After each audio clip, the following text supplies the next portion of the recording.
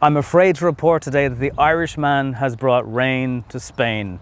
We're just outside Girona taking a look at the all-new Skoda Kodiaq. And let's start with a spelling test. Can you spell crystalline? Because that is the name of that grille which you can get on your Kodiaq. Let's talk about engine specs in Ireland. There is a 1.5 plug-in hybrid with 200 brake horsepower coming later on in this year. We don't have a price yet. We do have prices for Selection and Selection Plus, which are the two trims for the moment in the car. The plug-in hybrid will only come as a 5-seater. So if you want a 7, you've still got to go diesel. But Skoda say that is the massive chunk of proportion of sales as to where Kodiaqs have been. They sold just over 700 in 2017 in Ireland when the car launched. That grew to well over 2,000 by 2022, the time that came around. So they're banking on this being another success, but probably not starting with as high a number because this is heading into the first half or the second half probably by the time we get the car into Ireland. But next year's sales will be very, very strong. Now, I was lucky enough to have a look at this car in Prague way back in 2023, so you probably have watched that video. I won't go into too many of the same details. Suffice to say, this is the front, the headlights are split. We have some grooves, but the previous version of the Kodiaq also had that central groove into it. Many different wheel options on this car. We're dealing with 20-inch alloys. There's certain packs you can get. Again, it's only available with the 4x4 diesel. You can get dynamic chassis control, and I've driven this car and we'll cover it in the drive later on in the video, but with dynamic chassis control, the ride comfort is absolutely fantastic and you can individually tailor your own settings. So I wouldn't be too wary of the bigger alloys if you're getting DCC. Some of the funky things that came on the previous version of the Kodiaq remain on this one. You'll have to ignore that beep because I have the daytime running lights on, but this rubber strip will prevent you or your kids from knocking your very expensive Kodiaq off other cars and walls, and yeah, they're on the back seat also. The car is 61 millimeters longer. You might remember we covered that in the previous video as well. And the boot, if you don't have the 7-seater version, is 910 litres, which is massive.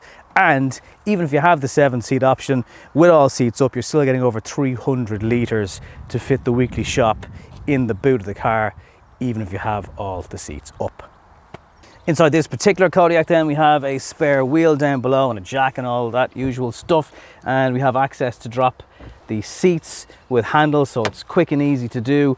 You have the usual electronic tow bar. If your car is fitted with one, you hold the button and that pops out and you manually push it back into place, clicks in, takes 2 seconds. Very, very easy to do. But as boots go, I mean, I know it's the 5-seater version, but that is just ginormous. And obviously then you've got the options of dropping all the seats and you can fit a month's worth of IKEA stuff into the back. I also feel IKEA are the go-to mention when it comes to these things. They should probably be paying for their mentions that they get on these videos. I have no doubt that you can put your foot under the boot, but every time I do it on camera, I just like I'm doing an Irish jig. So let's just assume that it works. If your main headlights are on, this part of the car also lights up. It's very, very smart looking. We have a bit of a boot spoiler and we have a wiper, which has to be pointed out on every car video these days because some people decided to remove them. And look, that's proof. Even in Spain, you need a rear wiper on the back of your car. Just to remind you, there's 2 options for glove boxes and storage areas in here. Lots of the famous Simply Cleverness from Skoda, including cooling charging plates for 2 devices. There's an additional shelf, and then we're not using them, you can cover all of this up. This is part of a pack which helps you wipe the screen from smudges. You might remember that from the previous video. The armrest slides, and this Kodiaq leather is an upgrade, but some of the other materials I've seen today are almost like a grey denim, and it actually looks really good. Questionable if you have kids that they'll mush things into it. This will be easier to live with. Depending on, again, seats you have, you'll have thigh supports on the back here. I'm getting used to these customizable digital controls. They're a little, I wouldn't even say daunting to use at initially, but you'll quickly get to use them, and you'll just program in your own individual shortcuts. So maybe you want cooled seats just quickly and accessible. You can time that in and put it in and select driving modes and things like that. So it does, I suppose, save you having to reach into certain menus. Speaking of which, a couple of things you want to probably turn off as soon as you drive. You can create, again, some shortcuts here. You can add your own if you wish, but one of the main ones is the assist systems, speed sign, attention monitors. Once you turn the attention monitor off once, it should stay off, similar to the ID7 video that I showed you a couple of weeks. But drowsiness monitor, some of these are you know, good safety gadgets, but particularly the one that beeps every time you go over the speed limit. EU regs, not Skoda's fault. You might want to turn that off. And then obviously all the things you might expect, like reversing cameras, and this is quite a large screen now. It was always fairly substantial in the car, and you have this little black button at the bottom of it if you want to make the screen go blank. Not exactly sure why you'd want it, but there you go. I'll get into it on the drive, but the nav today, I took a couple of wrong turns. I don't know if it's my fault, the car's fault, or the map's fault, but we'll try and get to that. Light control switch is still down here. Your washer button, you're probably used to pulling back to spray the windscreen. If you do that, you'll flash people with the headlights, but you push a button in at the side to operate that. Your gear shifter is now here. Again, we've seen that in the Tiguan and the new Skoda Superb that we had on the channel. Perfect view between the steering wheel of all your instruments. You can put your nav here, and if you have the head-up display, you can have your maps there. So there really is no excuse for me missing turns, because you can have 3 different sources of information in terms of maps. So maybe it is my fault. This is now covered in material depending on what trim you've gone for. That kind of faded denim I mentioned earlier on, if you have that, it's here, and it actually works quite well because it means where your leg and your knee rests against is quite soft. And you know, you can have sensitive knees. There's also a button down here for opening the boot. Quite a few different packs, as I mentioned. I know Skoda Ireland get very upset when I talk about things like blankets in the back of the Superb, because they're like, yeah, but not every car comes with that. Not every car will come with trays in the back for kids and iPad and iPhone holders. But depending on which packs you go for, and there's about 6, you will get certain things. So have a look at the Skoda website, see which ones are most important to you. If you're into your lights and your fancy grille, there's a specific pack for that. Maybe you wouldn't be bothered and you want to spend the money on something that's inside the car that you'll see more of. So definitely an upgrade on the interior as we know it. Plenty of space in the back for your passengers, 15mm extra headroom in that middle area for passengers too. So it has grown overall. The footprint of the car is still, you know, an easy enough thing to park, but certainly giving you extra space in that 3rd row if you go for the 7-seater is welcome now at 60mm extra. 2 more Simply Clever bits. Yes, the umbrella is still here, and the ice scraper, it's no longer green because that's a more sustainable material, so it's now grey, and that sits inside the fuel cap. There is a USB powered port behind the rear view mirror, so if you want to use a dash cam, it's got that. You've got device holders at the back of these seats, and removable middle area that stores further bits in here. Remember, you know what the kids can do if they're feeling car sick. 2 USB-C charging ports on the back here. When you bring down the armrest, you'll notice that the iPad tablet holder, I suppose tablet is a better word, is missing because that comes in the Skoda Superb. It's very welcome. But if you just have 2 people here, they've got plenty of space for their knees, their feet, their head, and they can rest on this armrest on longer journeys. And these are the iPad and tablet holders that I mentioned.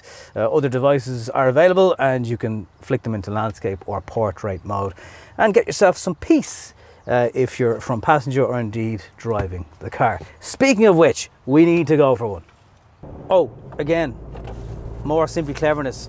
Bins, storage bins for driver and front passenger. Very handy if you've got kids and their lollipop sticks and the end of their sandwiches and all the things that they just don't want to manage themselves. Plenty of power options, 150 brake horsepower right up to 200 brake horsepower in the Kodiaq. There's a 190 in the diesel, the 200 is the plug-in hybrid, which is coming later on in the year. There's an awful lot to remember.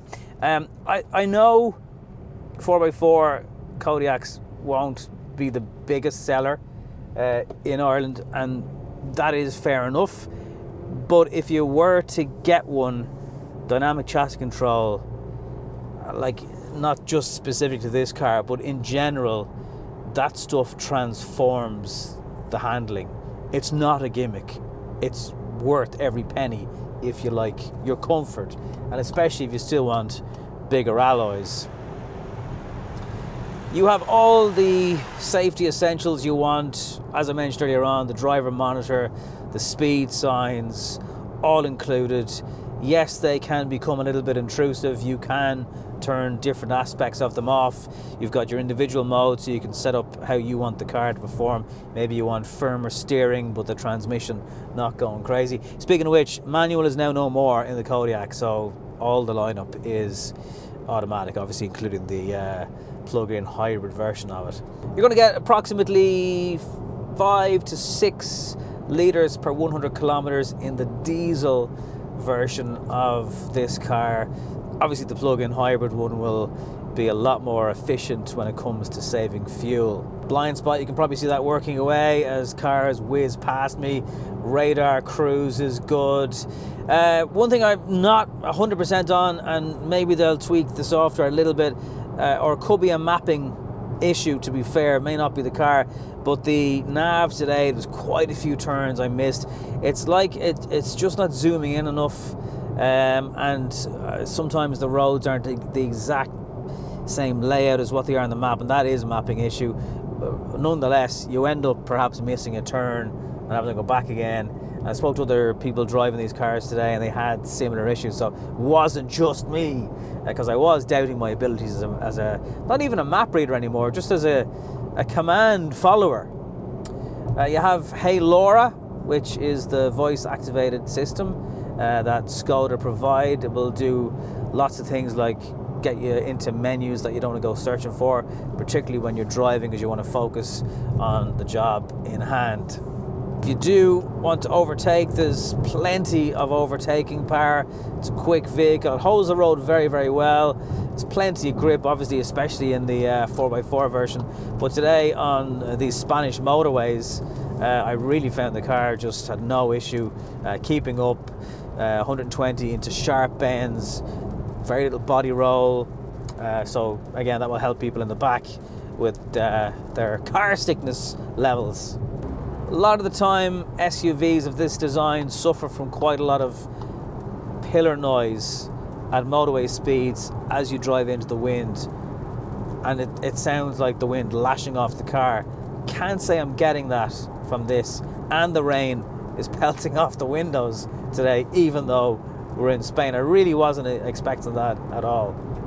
Quite a lot of time, especially on motorway speeds, if you go over bumps and imperfections, you get a lot of movement in the car. Can't say that's an issue in this, and that's going to help particularly passengers feel more comfortable on a longer drive, because they're not getting chucked around the place quite as much. And then from steering point of view, it's a very light steering setup. If you're someone who maybe isn't used to driving bigger vehicles, it doesn't necessarily seem like a bigger vehicle. The lane keep, which is part of travel assist, that will also help you just steer into corners. It's not the same as lane keep assist, which stops you going over the lines. This will actually genuinely help you steer. It's like steering assistance, and it's very good. Sometimes some of these driving aids, I'm not a fan. They're just too intrusive. But actually, the steering assistance on the new Kodiaq is very, very good. It's not overpowering, it's just kind of enough. It's just right. The Goldilocks of steering assist, you might say. I do like, I've never seen this before in a car, if you put your auto wipers on, again, I wasn't expecting to need auto wipers in Spain, it will auto wipe the rear window too. And that's really good. I've never seen a car do that before. Lots going for it. Current and existing and previous Kodiaq owners, you're going to love it. And if you've never had one before, but maybe this is the version that has cracked it for you, the more premium feeling version of this really popular SUV from Skoda, I think you're going to love it too. The only thing you may not love is what I'm about to mention now. I suppose the elephant in the room is this car. When it started and launched in 2017 in Ireland, you could get one for under 40,000 euro. Now the highest spec is just over 60,000 euro, and you've got to go to low 50s for that. Is it the same car? Not really. There's a lot more tech as standard. The interior has switched up a level. There's more space, headroom, boot. So it is hard to compare like for like. If you're waiting for a cheaper version of it, you'll have to wait for the plug-in hybrid because of the emissions. The VRT will save you a chunk of money on that. But for now, it is a more evolved car than the last one. Driven it quite a distance today here in Spain, and it really holds the road very, very well. It's comfortable. It can take absolutely every human and piece of luggage that you might want to throw at the car, and I've no doubt that it is going to be a runaway success. It is just now a far more expensive car, and maybe people who don't need the extra row of seats will settle for the Skoda Kodiaq. I mean, settle is probably not the right word, but it is a car that is now around that wasn't available when the previous version of this launched. So let me know what you think in the comments down below. Are you a previous first gen Skoda Kodiaq owner? Have you got your order in, or will you be getting your order in having seen this car up close and personal today on the channel? Thank you very much for watching, and I'll see you in the next one.